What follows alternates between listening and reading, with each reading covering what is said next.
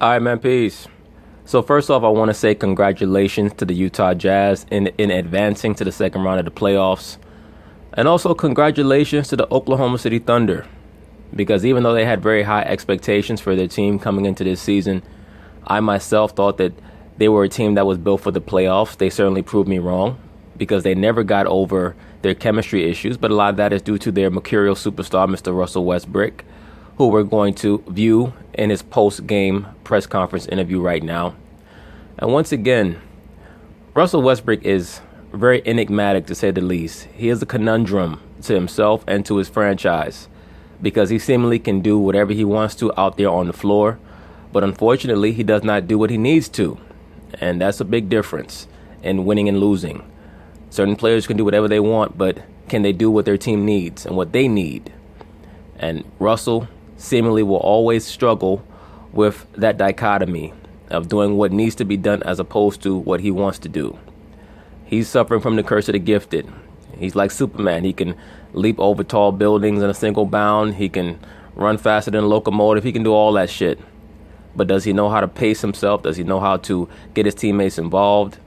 And unfortunately, most of his coaches don't know what to do with him because he's so talented. They're scared to try to reform his game. But anyway, they're going to talk about it, and I'm going to chime in. The first thing that Russell's going to be speaking about is that little dust-up that he had right after the game was over with the fan. So let's see what he has to say. I'm tired of just going out and playing and letting fans say what the hell they want to say. I'm not with that, because if I was Hey, yo, Russell even batted away the phone athletically, right? Get that goddamn phone on my face. Yo, Russell got the fastest phone swipe ever. If I was on the street, they wouldn't just come up to me and say anything crazy because I don't play that shit. Tell him, Russ. I like that. Let me rewind that back. That shit. Just going out and playing and letting fans say what the hell they want to say. I'm not with that, because if I was on the street, they wouldn't just come up to me and say anything crazy because I don't play that shit. Let him know, Russ. Tell him, you'll be my next rebound. I'm a box out and I'm going to snatch you up. Let him know, Russ. That shit. So I just think it's disrespectful when they get the chance to do whatever they want to do. It needs to be put to a stop, especially here in Utah. I agree with that, bro. I've never understood this notion that fans should be able to say whatever the hell they want to say just because they pay for their ticket.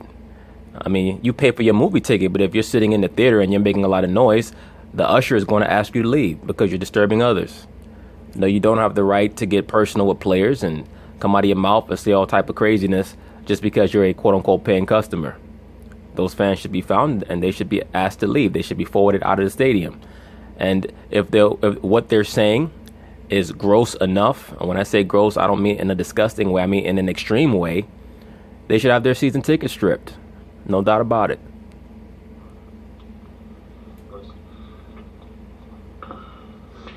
You know, Russ, now the offseason has arrived. How confident are you that Paul will stay and re-sign with the Thunder?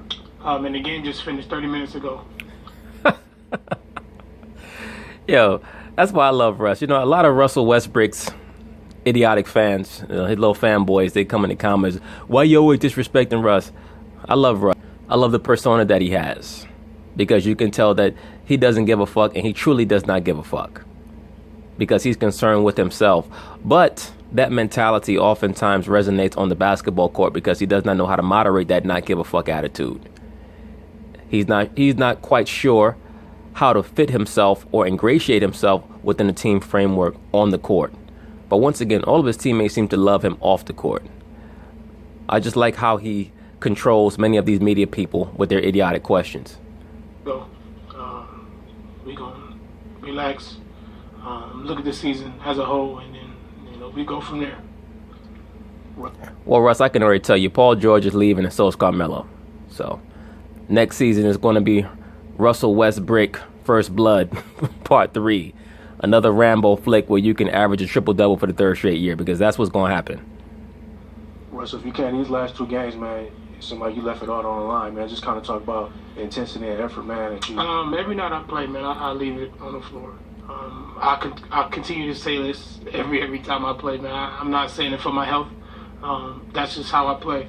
Regardless of win, lose, or draw, I leave it on the floor, everything I have, and You know, sometimes you come up short, sometimes you win. But let me say this very quickly.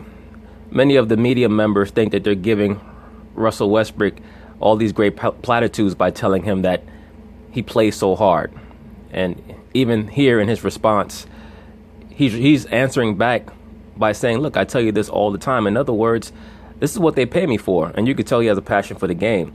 But it's not any type of a platitude or a compliment to tell someone who is doing what they love that they're doing it 100%. That's what he's supposed to be doing. You should be asking many of these other NBA players how come they're not exerting as much effort on the basketball court as Russell Westbrook does. The problem with Russell is that his decision making is horrific. And that is why I get on him. That's why I call James Harden James Hardhead. Once again, my standards for excellence are different from other people because I'm not a fanboy. I can evaluate people objectively. I don't have to sit back and say, oh, wow, look at how high he can jump. I want to be a fan of his and then get emotional on the internet.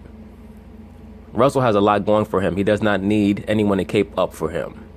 So I don't know why people get so emotional. But once again, in this current climate that we live in regards to media, there is a very, very heavy cult of personality that is developed and cultivated for all these players.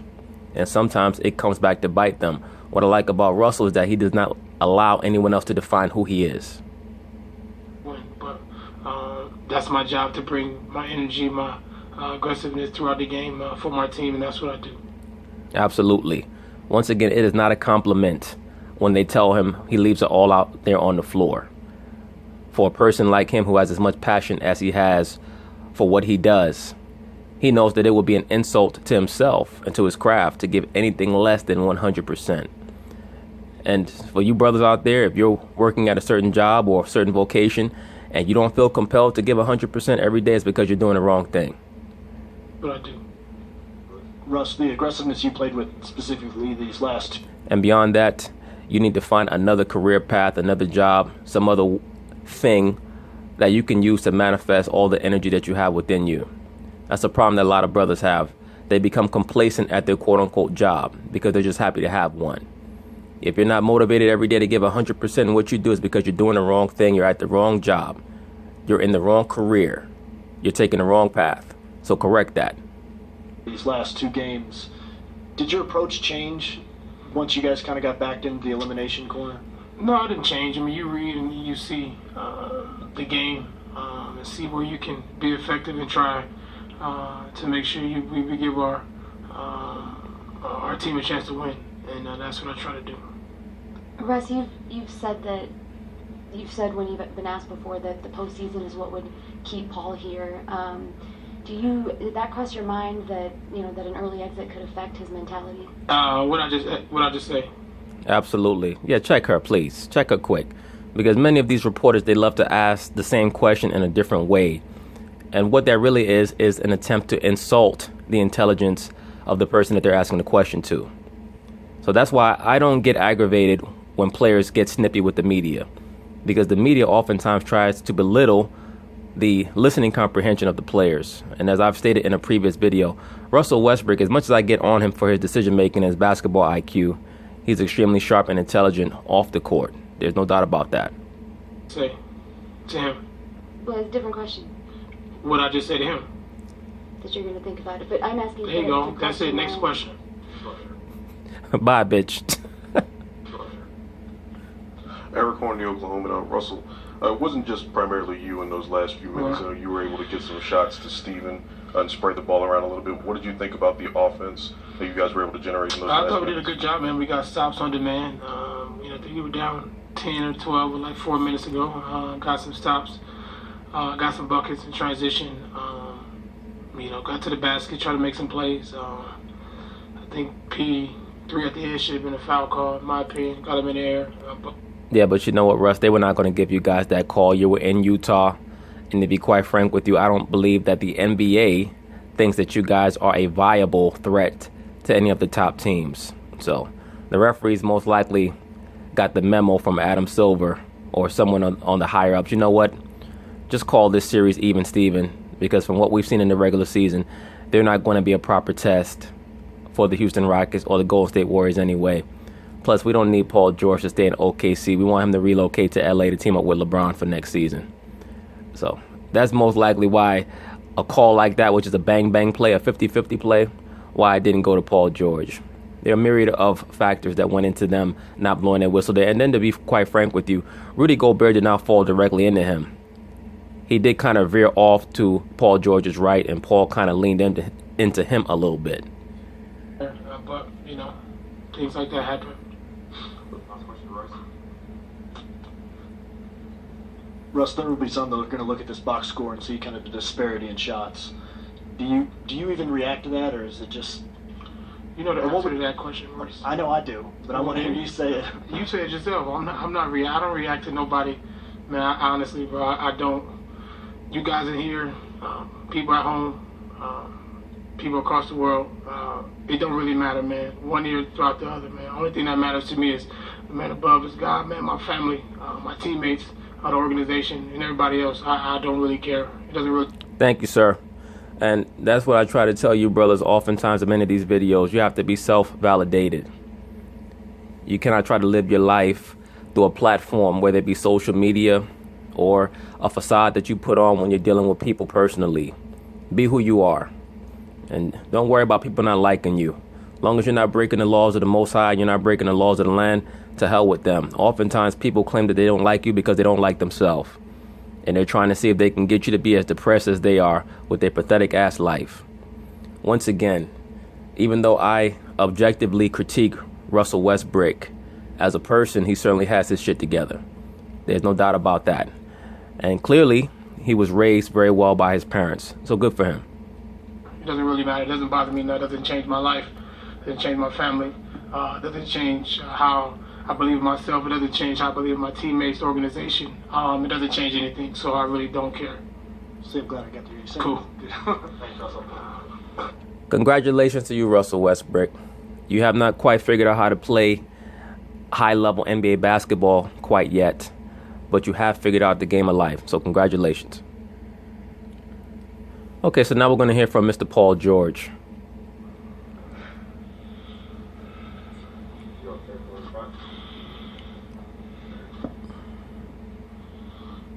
Eric Horney, Oklahoma. And Paul started the game with some kind of sloppiness in terms of your ball handling and turnovers. What contributes to that, and what did you think of the way that you got going as the game went on? It's just a sloppy start. No worries for it, just a sloppy start. Well, I can correct you, Mr. Paul George. Oftentimes, when your team has turnover issues, it's because you guys are over-dribbling and going one-on-one too much. It's a major problem that you guys have, but it was expected because your so-called big three are all one-on-one players. None of you are known for being involved in ball movement offenses. So it will be very interesting to see how well you play with Mr. LeBron James on the LA Lakers next year, should you both decide to go there. Dean Blevins, News 9, Oklahoma City. Paul, was there anything different that Utah was doing defensively against you tonight? And if not, what did they do that particularly bothered you? They just packed the paint. Let me say this quickly before Paul George continues on the answer. He's known for having games like this, not necessarily just in big spots either. He's known for having 3 for 18 games, 2 for 17. He does this every once in a while for whatever reason. More so than what they've been doing. They just packed the paint. Utah also plays very sound defense. They're very sound on offense and defense. That's why I stated after Game 5 that they blew Game 5 because they started to smell their own fumes. They started to believe their own hype a little bit too much, and they started to play out of character. Once again, Utah is like a very skilled craftsman in the boxing ring who decides that he's going to slug with a slugger just to show that he can. And whenever you do that, you start to play Russian roulette. Because as a slugger starts to land punches that he wasn't landing earlier in the fight, he builds confidence. And that's what Utah allowed in Game 5. They got very sloppy in both their offensive and defensive principles, and they allowed OKC back into the game. Now, Game 6 was played very much close to the vest by both teams. And Donovan Mitchell, who we'll be hearing from a little bit later, was able to rise to the occasion and show that he himself could exhibit that glow. that I was speaking about after Game 5. When Russell Westbrook got the glow, the shown-off glow, well, Donovan Mitchell showed that he can get the glow as well. So, once again, good for him. But we'll be addressing him a little bit later. You know, that's been their game plan all series long. Pack the paint, force me to play down into Gobert. Difference is, you know, we were getting the same calls that we got in Game 4 or Game 5, I should say. Well, that normally happens when you're not at home, Paul George. Should say so. I think that was the difference. The difference of my game plan was to attack and get to the paint, try to find easy opportunities at the rim, but that didn't happen tonight. Eric Horney, Oklahoman.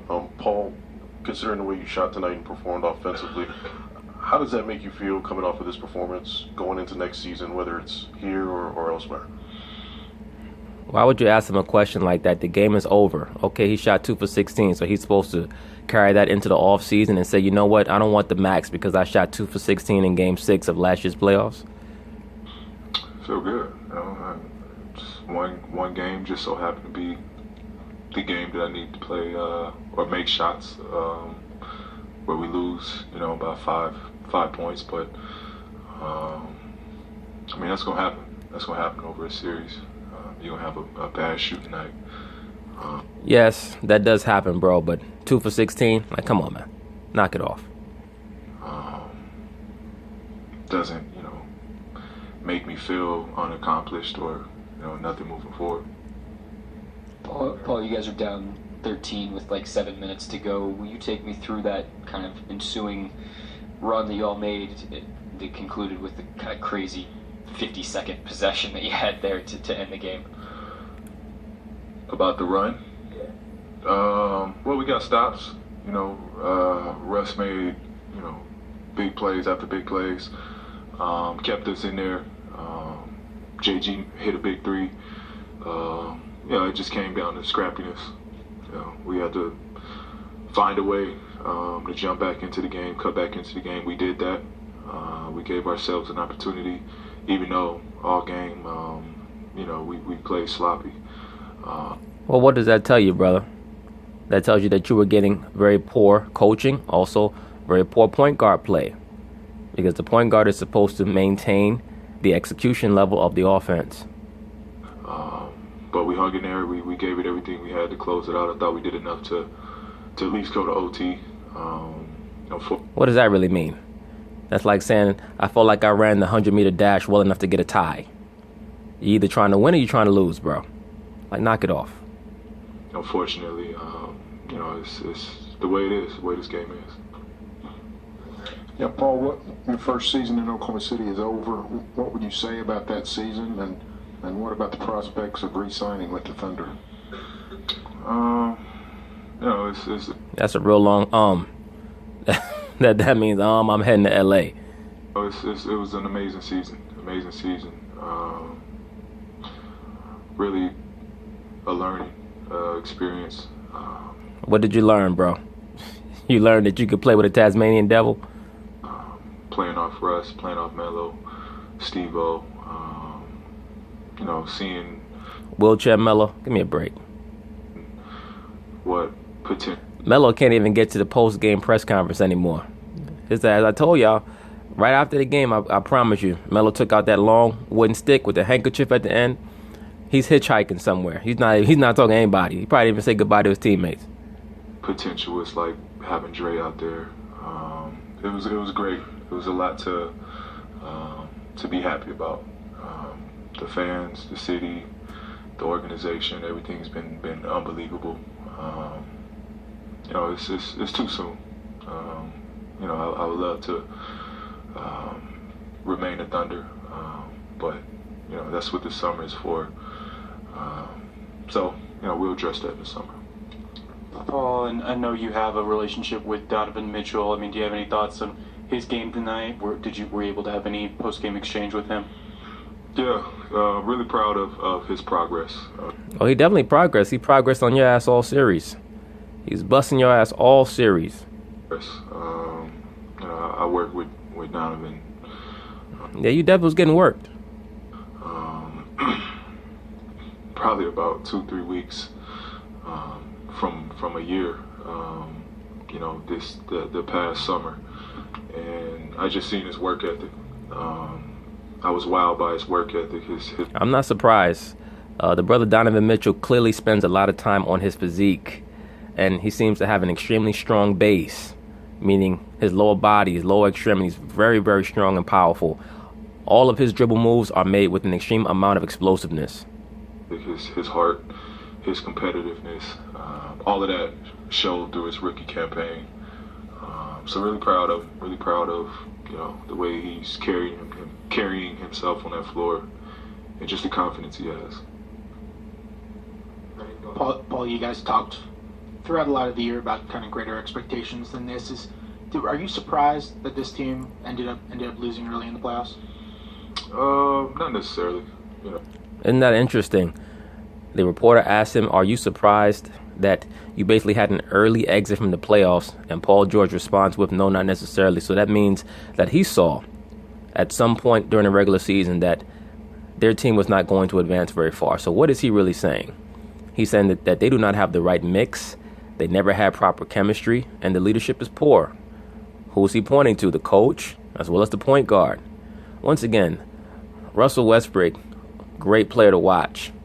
Most likely not very fun to coach or play with. I think his teammates love him as a person, but not playing with him, not if you're someone who has a high skill level yourself.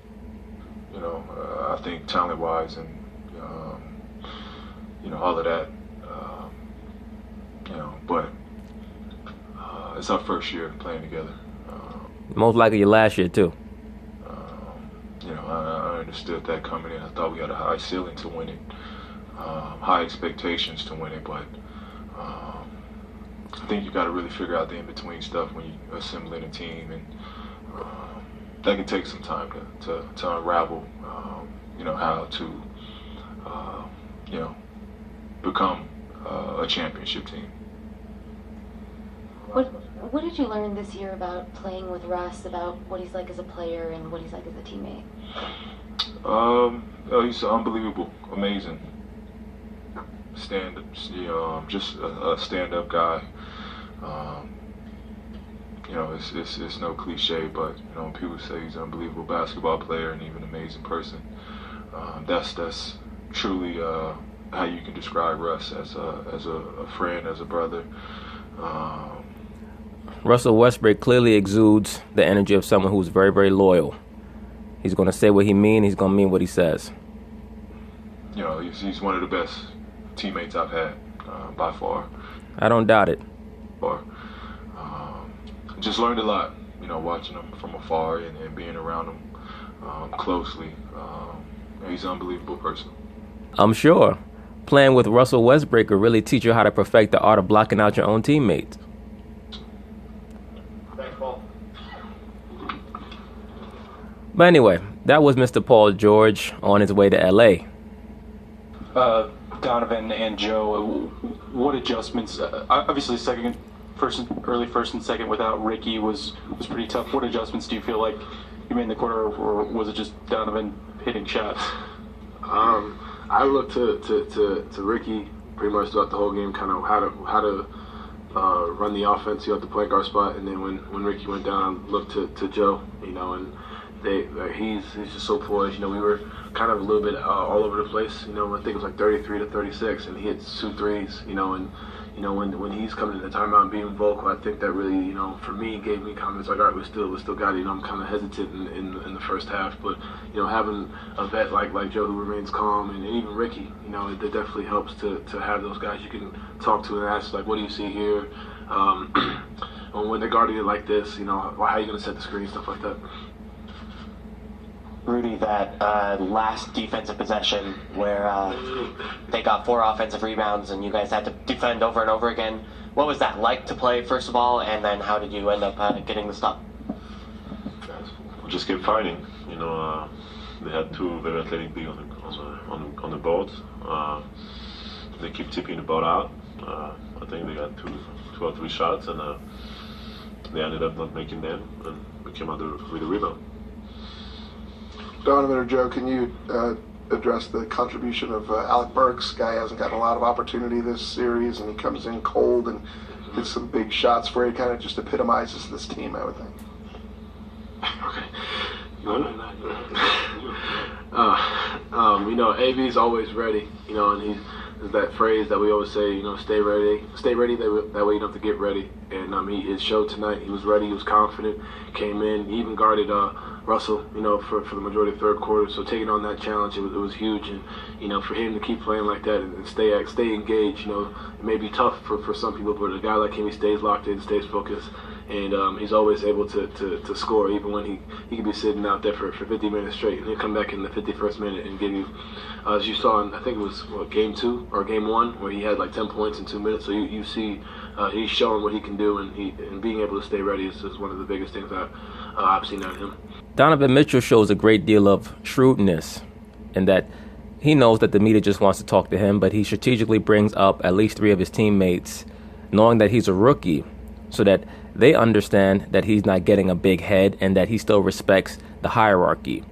That makes it easier for them to divest control of the team over to him. So he obviously has an understanding of psychology. Guys, Russell Westbrook criticized Jazz fans, said they get too personal. Do you notice that? Do you hear that stuff, or is it any different here than it is anywhere else? Me personally, I think that Russell has a point in that fans get extremely disrespectful, but at this level, at this point in his career, 10 years in the league, he should be relatively accustomed to it. But I do believe that the NBA and all professional sports should come down harder on fans who are extremely vulgar and who decide that they're going to make themselves to show. All that being said, at this point in the season, he knows what the deal is. And the reason why he slapped that camera out of that fan's hands is because he was frustrated that they lost. Great job, son. Well, so I wouldn't say it's anything crazy. My 2 years in college, I've heard crazy things too. But it's part of the game. I wouldn't say specifically here that it happens. It happens everywhere. I heard it last game. And I think that's just part of the game that makes it fun, and when you have the crowd yelling at you, and sometimes it does go overboard. I'm not saying that's what happened, but you just got to be able to maintain composure, and to be honest, I enjoy it when the worst stuff they say. I smile, and I smile through everything. I don't know if y'all have noticed that, so but I enjoy it. So just I don't really think it's just a Utah thing. Yeah, Rudy, you and Adams had quite a series going at it.